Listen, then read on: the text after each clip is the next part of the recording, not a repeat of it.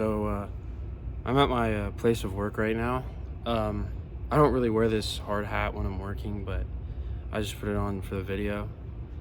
Um, one lesson I learned from the Great Divorce was we have to give up all the things about ourselves that are like good, like accomplishments and stuff like that, and all the things that are bad in order to feel joy in heaven. We must recognize our own flaws and acknowledge our wrongdoings. Um, we also have free will and can choose whether or not we can go to heaven. We can either choose to sit in our own despair for eternity or live in pure joy forever, which seems like an easy choice, but I'm sure if most of us had to make that decision, it would be harder than we think. Um, the ghost I identify with the most would have to be the bishop. Uh, I often find myself unreasonably question things like religion, how people view the world, the systems we live under, uh, and I criticize others with questions that they can't even answer.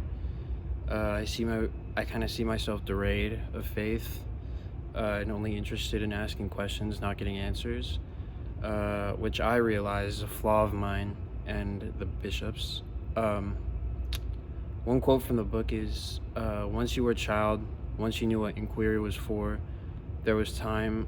There was times where you asked questions because you wanted answers, and were glad that you had found them." This shows that the bishop is trapped in his own query, rather than accepting the love of God. And then when Dick asks him what happiness is, the bishop responds with, "Happiness lies in the path of duty." And that kind of brings me to the reason why I'm like in a warehouse right now. Uh, I think this relates to me because if my happiness and self worth was based on this job I have, uh, then I kind of be it, like if I based that on the jobs I had, it kind of be bad. So the reality is that if I accept God's love, then I can truly be happy, and God is the only one that can answer questions about my true purpose.